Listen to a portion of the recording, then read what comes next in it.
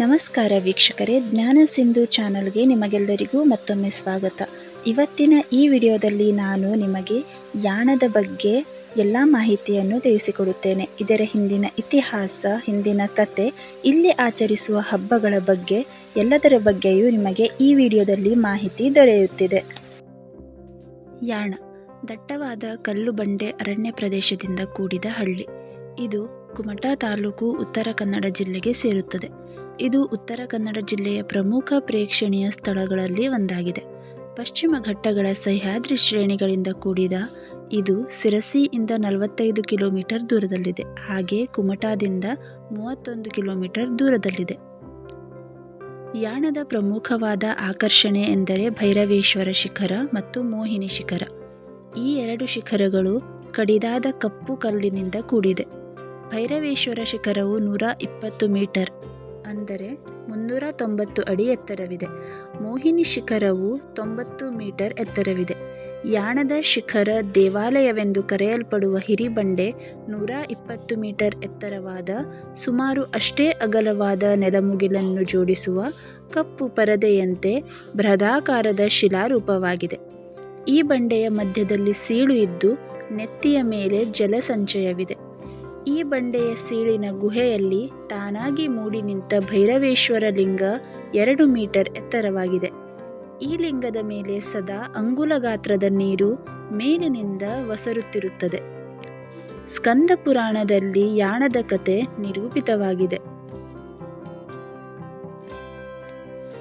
ಶಿವರಾತ್ರಿಯ ದಿನ ಇಲ್ಲಿ ಪೂಜೆ ಸಲ್ಲಿಸಿ ದಂಡಿ ತೀರ್ಥದ ನೀರನ್ನು ತಂದು ಗೋಕರ್ಣದ ಮಹಾಬಲೇಶ್ವರನಿಗೆ ಅರ್ಪಿಸಿದರೆ ಪುಣ್ಯವೆಂಬ ನಂಬಿಕೆಯೂ ಕೂಡ ಇದೆ. ಇದರ ಮೂಲ ಕಥೆಯ ಬಗ್ಗೆ ತಿಳಿಯುವುದಾದರೆ, ಹಿಂದೂ ಧರ್ಮದ ಪ್ರಕಾರ ಈ ಸ್ಥಳವು ರಾಕ್ಷಸ ಬ್ರಹ್ಮಾಸುರನ ಅಸ್ತಿತ್ವವನ್ನು ಕೊನೆಗಾಣಿಸಿದ ಸ್ಥಳ.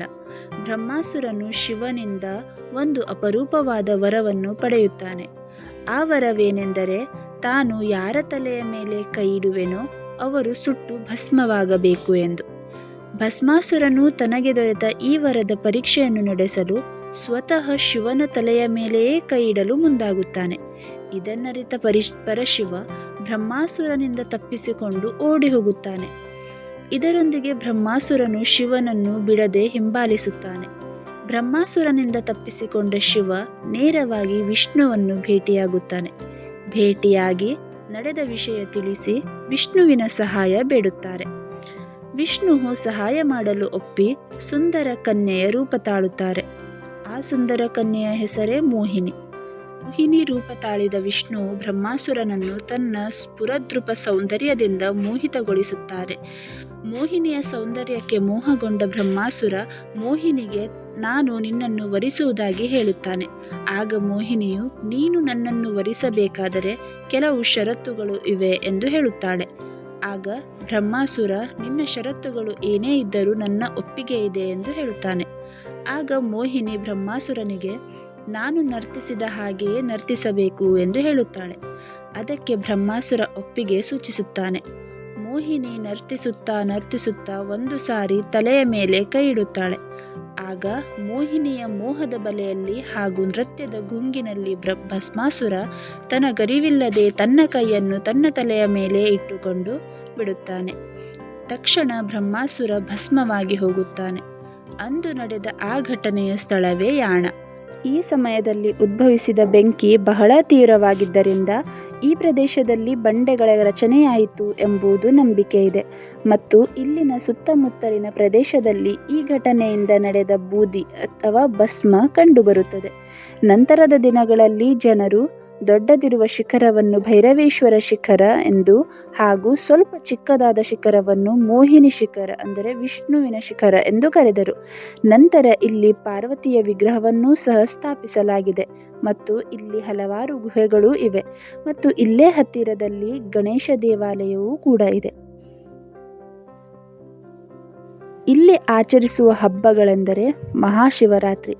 ಮಹಾಶಿವರಾತ್ರಿ ಹಬ್ಬವು ಇಲ್ಲಿ 10 ದಿನಗಳ ಕಾಲ ನಡೆಯುತ್ತದೆ. ಈ ಸಮಯದಲ್ಲಿ ಸುಮಾರು 10,000ಕ್ಕೂ ಮಿಕ್ಕು ಭಕ್ತಾದಿಗಳು ಇಲ್ಲಿ ಆಗಮಿಸುತ್ತಾರೆ.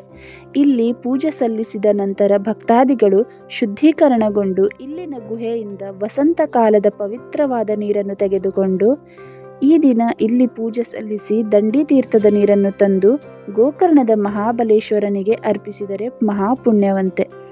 ಹಾಗೆ ಈ ನೀರನ್ನು ತೆಗೆದುಕೊಂಡು ಹತ್ತಿರದ ಪಟ್ಟಣ ಗೋಕರ್ಣಕ್ಕೆ ತೆರಳಿ ಅಲ್ಲಿ ಮಹಾಬಲೇಶ್ವರನಿಗೆ ಮಹಾಭಿಷೇಕ ನಡೆಸುವರು.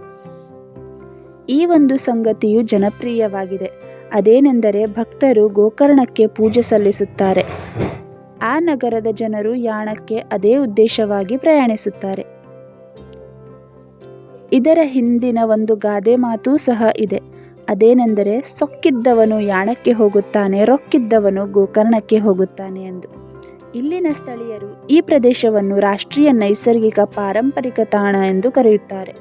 ಈ ಪ್ರದೇಶ ಉತ್ತರ ಕನ್ನಡದ ಐತಿಹಾಸಿಕ ಪ್ರಮುಖ ಪ್ರವಾಸಿ ಕೇಂದ್ರವಾಗಿದೆ.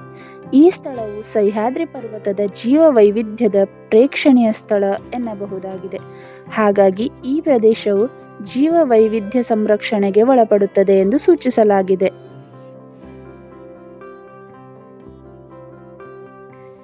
ಯಾಣದ ಈ 2 ಶಿಖರಗಳು ಏಕಶಿಲೆಯಿಂದ ಉತ್ಪತ್ತಿಯಾಗಿದೆ. ಇಲ್ಲಿನ ಸುತ್ತಮುತ್ತಲಿನ ಪ್ರದೇಶವು ಹಳ್ಳ ದಿಣ್ಣೆಗಳಿಂದ ಮತ್ತು ದಟ್ಟವಾದ ಅರಣ್ಯಗಳಿಂದ ಆವರಿಸಿಕೊಂಡಿದೆ. ಈ ಪ್ರದೇಶ ಪಶ್ಚಿಮ ಘಟ್ಟಗಳ ಸಹ್ಯಾದ್ರಿ ಶ್ರೇಣಿಗಳಿಂದ ಕೂಡಿದೆ. ಮೊದಲನೇ ನಿಖರವಾದ ಭೈರವೇಶ್ವರ ಶಿಖರವು 3 ಮೀಟರ್ ತಳದಿಂದ ಇದ್ದು ಗುಹೆಯಿಂದ ವ್ಯಾಪಿಸಿಕೊಂಡಿದೆ. ಈ ಗುಹೆಯಲ್ಲಿ ಚಂಡಿಕಾದೇವಿಯ ಕಂಚಿನ ಮೂರ್ತಿ ಕೂಡ ಇದೆ. ಈ ಶಿಖರದ ಮತ್ತೊಂದು ತುದಿಯಲ್ಲಿ ಚಂಡಿ ಹೊಳೆ ಹರಿಯುತ್ತದೆ. ಈ ನದಿ ಮುಂದೆ ಉಪ್ಪಿನಪಟ್ಟಣ ಎಂಬ ಹಳ್ಳಿಯಲ್ಲಿ ಅಘನಾಶಿನಿ ನದಿಯನ್ನು ಸಂಧಿಸುತ್ತದೆ. ಈ ಸಂಗಮವನ್ನು ಇಲ್ಲಿನ ಸ್ಥಳೀಯರು ಗಂಗೋದ್ಭವ ಎಂದು ಕರೆಯುತ್ತಾರೆ.